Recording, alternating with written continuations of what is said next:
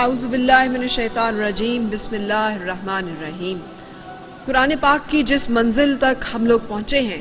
جہاں پہ کہ 27واں پارہ اور اس سے پہلے 26واں پارہ اور یہاں سے لے کر 30ویں پارے تک جو موضوع زیر بحث ہے اور جس چیز کے اوپر اللہ تعالیٰ کا اور رسول پاک صلی اللہ علیہ وآلہ وسلم کا اور ہمارے تک یہ کتاب فرقان جو پہنچائی گئی ہے، اس کے تمام بیانات کی تکرار ہے، وہ ہے عقیدہ آخرت، موت اور موت کے بعد دوبارہ جی اٹھنے، اپنے رب کے حضور پیش ہونے اور اپنے اعمال کے جواب دہ ہونے کا۔ یہ منظر کشی کی گئی ہے مختلف آیت کریمہ میں، اور میں آج کوشش کروں گی کہ قرآن پاک کی یہ منظر کشی احادیث مبارکہ کے حوالے سے آپ کے سامنے پیش کر سکوں۔ آج جو ہم پارہ تلاوت کر رہے ہیں اور کریں گے 27واں پارہ، اس میں سورۃ الشورى میں اللہ تعالیٰ ارشاد فرماتے ہیں کہ قریب ہے آسمان اپنے اوپر سے پھٹ پڑے۔ یہ اس قیامت کا اور اس وقت کا جس کا کہ اللہ تعالیٰ نے وعدہ کیا ہے ایک بیان ہے اور اس کی ایک منظر کشی ہے۔ رسول پاک صلی اللہ علیہ وآلہ وسلم کو اللہ تعالیٰ نے بشیر النذیر بنا کے بھیجا، بشارت دینے والے اور ڈرانے والے، اور یہ جو سورہ مبارکہ چل رہی ہے اس میں بشارت دی جا رہی ہے ان لوگوں کو جو نیک عمل کریں گے اور جنت کمائیں گے، اور ڈرایا جا رہا ہے ان لوگوں کو جو بد اعمال کے نتیجے میں جنت کے جہنم کے مستحق جو ہے وہ قرار پائیں گے۔ سو اللہ تعالیٰ ہمیں جنتیوں کے ساتھ شامل فرمائے اور اللہ تعالیٰ ہم پہ رحم کا معاملہ فرمائے۔ میں آپ کے سامنے رکھوں گی قرآن پاک کی سورہ مبارکہ، جہاں اللہ تعالیٰ ارشاد فرماتے ہیں کہ اللہ کے اس نور کے حامل وہی مردان خدا ہیں جنہیں تجارت اور خرید و فروخت نہ اللہ کی یاد سے غافل کرتی ہے، نہ نماز قائم کرنے سے، نہ زکوٰۃ ادا کرنے سے، بلکہ دنیاوی فرائض کی ادائیگی کے دوران بھی وہ ہمہ وقت اس دن سے ڈرتے رہتے ہیں جس میں خوف کے باعث دل اور آنکھیں سب الٹ پلٹ ہو جائیں گی۔ یعنی یہ وہ لوگ نہیں ہیں جن کو زندگی میں کوئی کام نہیں ہوتا، کوئی فکر معاش نہیں ہوتا، لیکن جو کچھ بھی زندگی کے مراحل ہیں اس کے ساتھ ساتھ اللہ کی یاد اور اس کے نتیجے میں اعمال صالحہ ان کی زندگی میں شامل رہتے ہیں۔ اللہ تعالیٰ ارشاد فرماتے ہیں کہ، اور یہ سورۃ الانعام میں آپ کے سامنے پیش کر رہی ہوں، کہ دنیا کی زندگی عیش و عشرت اور کھیل تماشے کے سوا اور کچھ نہیں، یقیناً آخرت کا گھر ہی ان لوگوں کے لیے بہتر ہے جو تقوی اختیار کرتے ہیں۔ کیا تم حقیقت نہیں سمجھتے؟ اور پھر اسی طرح سے اللہ تعالیٰ سورۃ التوبہ میں ارشاد فرماتے ہیں، کیا تم آخرت کے بدلے دنیا کی زندگی پر راضی ہو گئے ہو؟ سو آخرت کے مقابلے میں دنیاوی زندگی کا ساز و سامان کچھ بھی نہیں مگر بہت ہی کم حیثیت رکھتا ہے۔ اور پھر اللہ تعالیٰ ارشاد فرماتے ہیں سورۃ الرعد میں، اللہ جس کے لیے چاہتا ہے رزق کشادہ فرما دیتا ہے اور جس کے لیے چاہتا ہے تنگ کر دیتا ہے، اور وہ کافر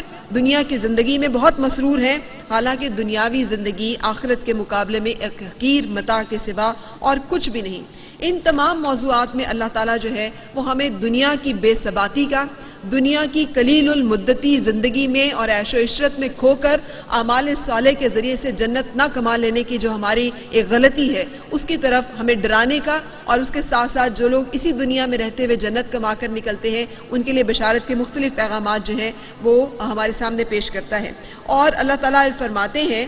آپ انہیں دنیا کی زندگی کی مثال بھی بیان کیجئے جو اس پانی تو اس کے باعث زمین کا سبزہ خوب گھنا ہو گیا اور پھر وہ سوکھی گھاس کا چورا بن گیا جسے ہوائیں اڑا لے جاتی ہیں، اور اللہ ہر چیز پر کامل قدرت والا ہے۔ سورۃ النحل میں اللہ تعالیٰ ہمیں ان الفاظ میں دنیا کی بے ثباتی جو ہے اس کے بارے میں فرماتے ہیں، اور رسول پاک صلی اللہ علیہ وآلہ وسلم نے جو ہمیں بتایا وہ یہ ہے کہ دنیا مومن کے لیے قید خانہ جبکہ کافر کے لیے ایک جنت کی طرح ہے۔ رسول پاک صلی اللہ علیہ وسلم نے ہمیں بتایا کہ بے شک یہ دنیا ملعون ہے، جو کچھ بھی اس میں ہے وہ ملعون ہے، اللہ کی رحمت سے دوری کا باعث ہے سوائے ذکر الہی کے، اور جو اس ذکر سے منسوب ہو گیا، اور سوائے عالم یا طالب علم کے، یہ لوگ جو ہے رب کی رحمت کے مستحق ہیں۔ دنیاوی زندگی جو ہے ان کا اعمال ہمارے اور جو ہم کماتے ہیں اس کا اعمال ہماری نیتوں پر ہے۔ ہم کوئی بھی کام، بھلے وہ ہم عبادت کر رہے ہوں یا ہم اس کے ساتھ ساتھ دنیا کا کوئی کام کر رہے ہوں، اگر ہماری نیت اپنے رب کی رضا کی حصول ہے تو اللہ تعالیٰ اس کام کو بھی ہمارے لیے عبادت بنا دیتا ہے۔ اور دنیا کی ہر چیز جو ہے وہ فانی ہے، جس کے بارے میں اللہ تعالیٰ جو ہے وہ ارشاد فرماتے ہیں، اور یہ سب کچھ دنیاوی زندگی کی عارضی اور حقیر متاع ہے، اور آخرت اور زیبائش آپ کے رب کے پاس ہے جو صرف پرہیزگاروں کے لیے ہے۔ یہ سورۃ الزخرف جو ہے اس میں اللہ تعالیٰ ہمیں ان تمام چیزوں کے بارے میں بتاتا ہے، اور انسان کے دشمن جو ہے اس کے بارے میں بھی قرآن پاک جب آغاز کرتا ہے تو ہمیں واضح طور پہ بتا دیتا ہے کہ شیطان ایک ایسا کھلا دشمن ہے جو کہ انسان کو ہر دور میں اور ہر مرحلے پہ ورغلائے گا اور اس کو آزمائشوں میں مبتلا کرے گا، اور جو لوگ اس کے سامنے سینہ سپر ہو جائیں گے اور اللہ تعالیٰ کے بتائے ہوئے راستے پہ چلیں گے، یقیناً وہی لوگ ہیں جو کہ پھر قیامت میں اللہ تعالیٰ کے نور سے، اللہ تعالیٰ کی طرف سے خوشنودی اور رضا اور اس کے دیدار کے مستحق قرار پائیں گے۔ علامات قیامت کا ظہور جو ہے اس کے مراحل میں رسول پاک صلی اللہ علیہ وسلم سے جو حدیث مبارکہ ہمیں ملتی ہیں اس میں یہ ہے کہ اس دور میں جس میں کہ ابھی قیامت نزدیک آ چکی ہوگی، علم اٹھا لیا جائے گا، فتنوں اور معاشرتی برائیوں کی کثرت ہوگی، دین اور ایمان کو دنیاوی متاع کے عوض فروخت کیا جائے گا، دین سے خارج گروہ اور گمراہ قائدین کا ظہور ہوگا، اور دین پر استقامت اور فرقہ پرستی سے بچنا انتہائی مشکل کام ہو جائے گا، حکمران نااہل اور منافق ہوں گے، زمانے کے بدترین لوگ جو ہیں وہ معزز اور شریف کہلائے جائیں گے، اہل مغرب کا غلبہ ہوگا، اور خطہ عرب میں معاشی خوشحالی کا دورہ ہوگا، ناگہانی اموات کی کثرت ہو جائے گی، اور شعور کے باعث اور اس کے فقدان کے باعث رائے عامہ کی پیروی سے بچنے کا رسول پاک کا واضح حکم موجود ہے کہ جو سب لوگ کہہ رہے ہوں ضروری نہیں کہ وہی سچ ہو، وہی حقیقت ہو، وہی سچائی ہو اور اسی کو مانا جائے۔ آپ صلی اللہ علیہ وسلم نے جن الفاظ میں تاکید کی کہ ایسے وقت میں آپ نے زیادہ لوگوں کی رائے کو سننے کے بجائے ان کم لوگوں کی رائے کے اوپر یقین رکھنا ہے جو مختصر ہوں گے تعداد میں لیکن وہ درست ہوں گے۔ سو صحیح اور غلط کا فیصلہ یہ دیکھ کے نہیں کیا جانا چاہیے کہ کثیر تعداد لوگوں کی کس طرف ہے، بلکہ یہ دیکھ کے کیا جانا چاہیے کہ اصل حقیقت کیا ہے، سچ کیا ہے، جھوٹ کیا ہے، حق کیا ہے اور باطل کیا ہے، اور حق کے ساتھ کھڑے ہونے کی جرت جو ہے اللہ تعالی ہم سب کو دے۔ زمانہ فساد میں جو اصلاح کا فریضہ سر انجام دیں گے اللہ تعالیٰ نے اور رسول پاک صلی اللہ علیہ وسلم نے ان کے لیے بشارت جو ہے وہ دی ہوئی ہے۔ اور اس کے بعد قیامت کی جو کبریٰ علامات ہیں اس کی طرف آتے ہیں، جس میں سب سے پہلی جو علامت ہمیں بتائی جاتی ہے وہ ظہور حضرت امام مہدی علیہ السلام ہے، اور یہ ایک متفقہ عقائد میں ہے کہ ایک ایسی شخصیت رسول پاک صلی اللہ علیہ وسلم کی آل میں سے آئے گی جو کہ تمام امت مسلمہ کو متحد کریں گی، اور اس کا جو روایت ہے وہ حضرت عبداللہ بن مسعود سے ہے کہ رسول پاک صلی اللہ علیہ وسلم نے فرمایا کہ دنیا اس وقت تک ختم نہ ہوگی جب تک میرے اہل بیت میں سے ایک شخص جو میرا ہم نام ہوگا عرب کا حکمران نہ بن جائے۔ ایک اور روایت حضرت ابو ہریرہ سے مروی ہے کہ اگر دنیا کا ایک ہی دن باقی رہ جائے تو بھی اللہ تعالیٰ اسی ایک دن کو اتنا دراز فرما دے گا کہ وہ شخص یعنی مہدی علیہ السلام خلیفہ ہو جائیں۔ اور یہ تمام چیزیں جو ہیں یہ پاک صلی اللہ علیہ وسلم کے ارشادات کے متعلق، اور بے شمار ایسے اقوال ہیں، بے شمار ایسی احادیث ہیں جس میں یہ ہمیں پتہ چلتا ہے کہ ایک ایسی شخصیت جو ہے وہ تشریف لائیں گے۔ رسول پاک صلی اللہ علیہ وسلم سے پوچھا گیا کہ،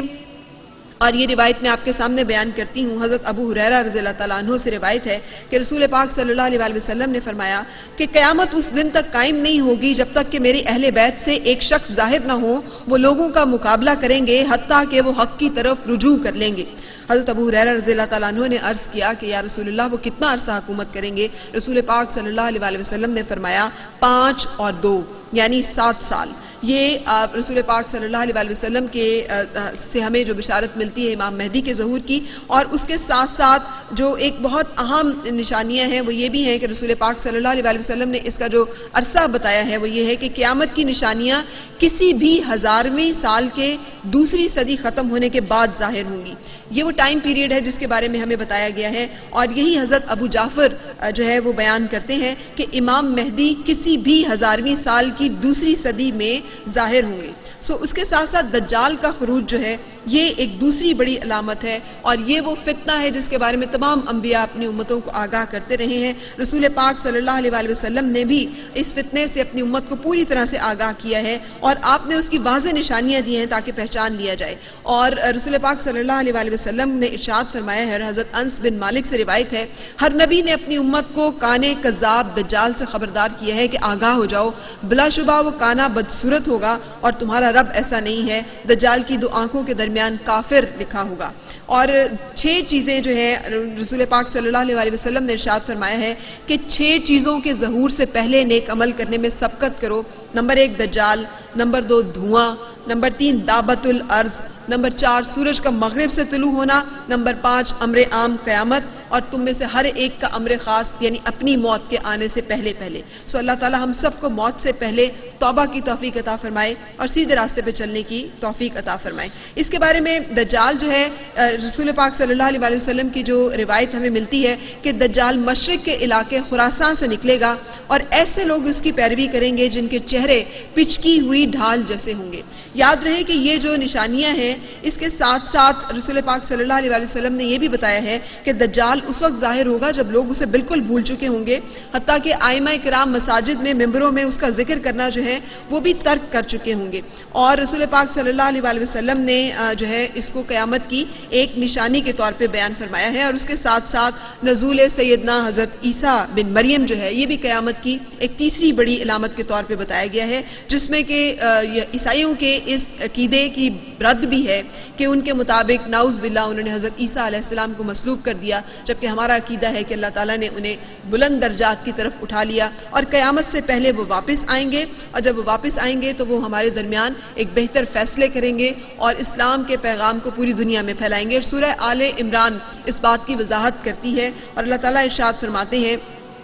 اے عیسیٰ بے شک میں تمہیں پوری عمر تک پہنچانے والا ہوں اور میں تمہیں اپنی طرف آسمان پر اٹھانے والا ہوں اور تمہیں کافروں سے نجات دلانے والا ہوں اور تمہارے پیروکاروں کو ان کافروں پر قیامت تک برتری دینے والا ہوں، پھر تمہیں میری ہی طرف لوٹ کر آنا ہے، سو تم جن باتوں میں جھگڑتے تھے میں تمہارے درمیان اس کا فیصلہ کر دوں گا۔ دجال کا خروج ہو چکا ہوگا اور امام مہدی دمشق کی جامع مسجد میں فجر کی نماز کے لیے کھڑے ہوں گے کہ یکایک حضرت عیسیٰ علیہ السلام آسمان سے دمشق کی جامع مسجد کے مشرقی مینار پر 2 فرشتوں کے بازوؤں پر ہاتھ رکھے ہوئے نزول فرمائیں گے اور آپ علیہ السلام حضرت امام مہدی کی اقتداء میں نماز ادا فرمائیں گے، اور نماز کی ادائیگی کے بعد یہ تم سب مل کر دجال پر چڑھائی کریں گے۔ دجال لعین حضرت عیسیٰ علیہ السلام کو دیکھ کر ایسے پگھلنے لگے گا جیسے پانی میں نمک گھل جاتا ہے۔ حضرت عیسیٰ علیہ السلام دجال کا تعاقب کریں گے اور باب لد پر جا کر اسے اپنے نیزے سے قتل کریں گے اور اس کا خون مسلمانوں کو دکھائیں گے۔ یہ وہ تمام ہمیں علامات ہیں جو کہ ملتی ہیں رسول پاک صلی اللہ علیہ وسلم کی مختلف روایتوں سے، میں نے آپ کے سامنے یہ بیان رکھا۔ اور حضرت عیسیٰ علیہ السلام اور امام مہدی 2 الگ الگ شخصیتیں ہیں جن کے ظہور کا اللہ تعالیٰ کی طرف سے اور رسول پاک صلی اللہ علیہ وسلم کی حدیثوں سے ہمیں واضح پیغام ملتا ہے۔ یاجوج ماجوج کا خروج جو ہے یہ بھی جب حضرت عیسیٰ علیہ السلام دجال کو ختم کر چکیں گے تو ایک اور فتنہ جو ہے وہ یاجوج ماجوج کا خروج ہے، اور یہ حضرت عیسیٰ علیہ السلام کے نزول اور دجال لعین کی ہلاکت کے کچھ عرصے کے بعد حضرت امام مہدی وصال فرما جائیں گے۔ حضرت عیسیٰ علیہ السلام ان کی نماز جنازہ ادا فرمائیں گے، ان کا بیت المقدس میں وصال ہوگا اور وہیں مدفون ہوں گے۔ امام مہدی کے وصال کے بعد حضرت عیسیٰ علیہ السلام امت محمدی کی امامت کا فریضہ سر انجام دیں گے۔ اس دور میں امن و امان ہوگا کہ اچانک حکم ہوگا کہ میرے بندوں کو کوہ طور کے پاس لے جاؤ، میں ایسی قوم کو نکالنے والا ہوں جس کے ساتھ لڑنے کی کسی کو بھی کوئی طاقت نہیں، اور کہتے ہیں کہ یاجوج و ماجوج کی قوم یافس بن نوح کی اولاد میں سے ہوگی، اور حضرت ذوالقرنین نے ایک آہنی دیوار بنا کر ان کا راستہ ختم کر دیا تھا۔ قرب قیامت میں دیوار ٹوٹ جائے گی اور یہ لوگ ٹڈی دل کی طرح ہر طرف سے نکل آئیں گے، دنیا میں فساد پھیلائیں گے، اور حضرت عیسیٰ علیہ السلام اللہ تعالیٰ کی حکم سے کوہ طور پر چلے جائیں گے اور بارگاہ الہی میں یاجوج ماجوج کی ہلاکت و بربادی کے لیے دعا کریں گے اور اللہ تعالیٰ انہیں طاعون کی وبا سے ہلاک فرمائے گا۔ اس فتنے کا بھی مختلف احادیث میں ہمیں بیان ملتا ہے، اور بہت ساری احادیث جو ہیں اس میں بتایا جاتا ہے کہ یہ لوگ جو ہیں یہ آسمان کی طرف تیر بھی چلائیں گے جو کہ خون آلود لوٹیں گے اور یہ کہیں گے کہ ہم نے دنیا میں بھی سب کو ختم کر دیا ہے، اور آسمان کی طرف، اور اس وقت اللہ تعالیٰ ان کی گدی میں ایک کیڑا جو ہے وہ پیدا کرے گا اور اس کیڑے کی وجہ سے ان کی جو ہے ہلاکت ہوگی۔ ایک اور بڑی نشانی جو ہے وہ مدینہ منورہ کا غیر آباد ہو جانا ہے، اور یہ بھی قیامت کی بڑی نشانیوں میں بتایا گیا ہے، اور یہ ہے کہ رسول پاک صلی اللہ علیہ وسلم کے روضہ اطہر کو آسمان کی طرف اٹھا لیا جائے گا۔ اور یہ حضرت ابو ہریرہ بیان فرماتے ہیں کہ رسول پاک صلی اللہ علیہ وسلم نے ارشاد فرمایا کہ جب قیامت قریب آئے گی تو لوگ مدینہ کو پہلے سے بہتر حالت میں ہونے کے باوجود چھوڑ کے چلے جائیں گے سوائے عواف کے، وہاں کوئی چیز نہیں رہے گی۔ اور رسول پاک صلی اللہ علیہ وسلم نے ایک اور جگہ ارشاد فرمایا ہے کہ بیت المقدس کے بعد یثرب یعنی مدینہ کا بے آباد ہو جانا، اور یثرب کے بے آباد ہونے کے بعد لڑائی جھگڑوں کا پیدا ہونا، اور جھگڑوں کے بعد قسطنطنیہ کی فتح، اور قسطنطنیہ کی فتح کے بعد دجال کا نکلنا، سب قیامت کی علامات میں سے ہیں۔ دجال جو ہے یوم الخلاص کہا گیا ہے اس دن کو۔ دجال آئے گا، احد کے پہاڑ پر چڑھ جائے گا اور مدینہ منورہ کو دیکھ کر اپنے ساتھیوں سے کہے گا کیا تم وہ سفید محل دیکھ رہے ہو؟ یہ احمد مجتبیٰ محمد مصطفیٰ صلی اللہ علیہ وآلہ وسلم کی مسجد ہے۔ وہ مدینہ آئے گا تو ہر دروازے پر اسے ایک فرشتہ جو ہے تلوار سونتا ہوا پائے گا، اور وہ اپنے خیمے جو ہے وہ نصب کرے گا جرف کی شور زدہ ویران زمین پر، اور پھر مدینہ 3 بار لرزے گا یعنی زلزلہ آئے گا۔ اس وقت ہر منافق مرد و عورت اور ہر فاسق مرد و زن نکل کر مدینہ سے دجال کی طرف چلے جائیں گے۔ یہی یوم الخلاص ہے، یعنی مدینہ کی منافقوں سے خلاصی کا دن ہے۔ اس کے بعد ایک اور جو بڑی علامت بتائی گئی ہے وہ کعبۃ اللہ کا انہدام ہے، اور اس کو بھی قیامت کی بڑی نشانیوں میں شمار کیا گیا ہے۔ حضرت ابو ہریرہ رضی اللہ تعالیٰ عنہ بیان کرتے ہیں کہ رسول پاک صلی اللہ علیہ وسلم کو ارشاد فرماتے سنا ہے کہ کعبۃ المعظمہ کو 2 چھوٹی پنڈلیوں والا حبشی ویران کر دے گا، اور حج ادا کرنے والا کوئی باقی نہیں بچے گا۔ اور اس روایت کو بہت سارے امامین جو ہیں انہوں نے روایت کیا ہے، اور رسول پاک صلی اللہ علیہ وآلہ وسلم کی ایک جو حدیث مبارکہ ہے ام المومنین سیدہ میمونہ سے روایت ہے، اور وہ فرماتی ہیں کہ اس دن تمہارا کیا حال ہوگا جب دین میں بگاڑ پیدا ہو جائے گا، گناہوں کی رغبت بڑھ جائے گی، بھائیوں میں اختلافات پیدا ہو جائیں گے، اور بیت اللہ شریف کو آگ لگا دی جائے گی۔ ایک اور بڑی نشانی جو ہے یہ سورج کا مغرب سے طلوع ہونا ہے، اور مشرق کے بجائے مغرب سے یہ طلوع ہونا جو ہے اس کے بارے میں قرآن پاک نے بھی ارشاد فرمایا ہے، اور یہ سورۃ الانعام میں اللہ تعالیٰ فرماتے ہیں وہ فقط اسی انتظار میں ہے کہ ان کے پاس عذاب کے فرشتے آ پہنچے، یا آپ کا رب خود آ جائے، آپ کے رب کی کچھ مخصوص نشانیاں آ جائیں، انہیں بتا دیجئے جس دن آپ کے رب کی بعض نشانیاں ظاہراً آ گئیں تو اس دن کسی شخص کا ایمان اسے فائدہ نہیں پہنچائے گا جو پہلے سے ایمان نہیں لایا تھا اور اس نے اپنے ایمان کی حالت میں کوئی نیکی نہیں کمائی تھی۔ فرما دیجئے تم انتظار کرو، ہم بھی منتظر ہیں۔ اور یہ بڑی نشانی جو ہے یہ قیامت کا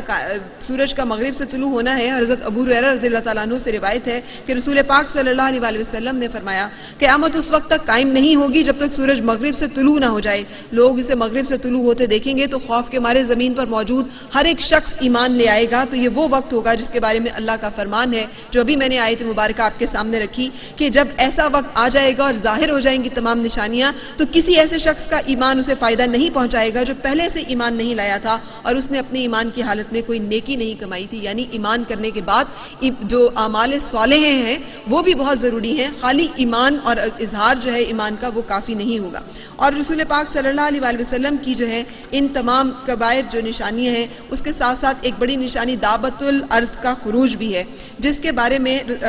قرآن پاک ارشاد فرماتا ہے سورۃ النمل میں، اور جب ان پر عذاب کا فرمان پورا ہونے کا وقت آ جائے گا تو ہم زمین سے ایک جانور نکالیں گے جو ان سے گفتگو کرے گا کیونکہ لوگ ہماری نشانیوں پر یقین نہیں رکھتے تھے۔ یہ وہ بڑی نشانی ہے جو کہ ایک دوسرے کے آگے پیچھے آئیں گے۔ اگر پہلے سورج طلوع ہو جاتا ہے مغرب سے تو اس کے اگلے دن دعوت الارض کے خروج کا جو ہے وہ مختلف حدیث مبارکہ سے ہمیں معلوم ہوتا ہے، اور اگر پہلے دعوت الارض نکلے گا تو اس کے فوراً بعد جو ہے دوسری بڑی علامت بھی ظاہر ہو جائے گی۔ ایک اور بہت بڑی علامت جو ہے وہ دھوئیں دخان کا ظہور ہے، اور یہ ہمیں پتہ چلتا ہے قرآن حکیم میں، اور اللہ تعالیٰ سورۃ الدخان میں بیان فرماتا ہے بس آپ اس دن کا انتظار کریں جب آسمان واضح دھواں ظاہر کر دے گا جو لوگوں کو ڈھانپ لے گا اور ہر طرف محیط ہو جائے گا۔ یہ دردناک عذاب ہے۔ یہ بھی قیامت کی ایک بڑی نشانی ہے، اور جو 10 بڑی نشانیاں بتائی گئی ہیں رسول پاک صلی اللہ علیہ وآلہ وسلم نے اس میں یہ ہے کہ دھواں، دجال، دعوت الارض، سورج کا مغرب سے طلوع ہونا، حضرت عیسیٰ ابن مریم کا نزول، یاجوج ماجوج، اور 3 جگہ سے زمین کے دھنسنے کا ذکر، مشرق میں دھنسنا، مغرب میں دھنسنا اور جزیرہ عرب میں زمین کا دھنسنا، اور آخر میں یمن سے ایک آگ نکلے گی جو لوگوں کو ہانک کر محشر کی طرف لے جائے گی۔ ایک ایسی ہوا کے چلنے کا ظہور بھی قیامت کی نشانیوں میں ہے جو کہ ایک بڑی نشانی ہے کہ تمام مومنین کی ارواح جو ہیں وہ قبض ہو جائیں گی۔ ایک ایسی ہوا چلے گی کہ جس میں تمام مومنین جو ہیں وہ ان کو اٹھا لیا جائے گا اور ان کے اوپر موت جو ہے وہ طاری کر دی جائے گی۔ اور قرآن کریم کا سینوں اور صحائف سے اٹھا لیا جانا بھی ایک بڑی نشانی کے طور پہ موجود ہے۔ صبح اٹھ کر اگر لوگ قرآن کھولیں گے تو قرآن کے الفاظ نہیں ہوں گے بلکہ کورے ہوں گے وہ کاغذ جو ہے، اور یہی حال جو ہے حفاظ کا ہوگا کہ ان کے سینوں سے جو قرآن ہے اور ان کے ذہنوں میں جو قرآن ہے وہ محو کر دیا جائے گا۔ رسول پاک صلی اللہ علیہ وآلہ وسلم جو ہے وہ اس طرح سے ہمیں اس کے بارے میں وعید دیتے ہیں، قیامت اس دن تک قائم نہیں ہوگی جب تک قرآن اسی طرح نہ لوٹ جائے جس طرف سے آیا تھا۔ وہ عرش کے ارد گرد آواز دے گا جیسا کہ شہد کی مکھی کی آواز ہوتی ہے۔ اللہ رب العزت قرآن سے فرمائے گا تمہیں کیا ہوا؟ قرآن عرض کرے گا میں تیری ہی طرف سے گیا تھا اور تیری ہی طرف لوٹ آیا ہوں، جب میری تلاوت کی جاتی تھی لیکن مجھ پر عمل نہیں کیا جاتا تھا۔ یہ وہ وقت ہوگا جب قرآن مجید کو اٹھا لیا جائے گا۔ اللہ تعالیٰ ہمیں قرآن مجید کی تلاوت کرنے کا توفیق عطا فرمائے اس سے پہلے کہ وہ اٹھا لیا جائے۔ آگ کا ظہور ہوگا جو تمام لوگوں کو میدان حشر میں جمع کر دے گی، اور یہ بھی قیامت کبریٰ کی ایک بڑی نشانیوں میں سے ہے، اور یہ سب سے بڑی نشانی ہے۔ یہ آگ یمن سے نمودار ہوگی اور لوگوں کو محشر کی طرف ڈھانک دے گی۔ قیامت کی یہ بڑی نشانیاں جو ہیں یہ اللہ تعالیٰ نے اور اس کے رسول نے ہم تک پہنچا دی ہیں، اور اللہ تعالیٰ ہمیں توفیق عطا فرمائے کہ ہم اس دنیا میں اپنے اعمال صالح کے ذریعے سے جنت کما سکیں۔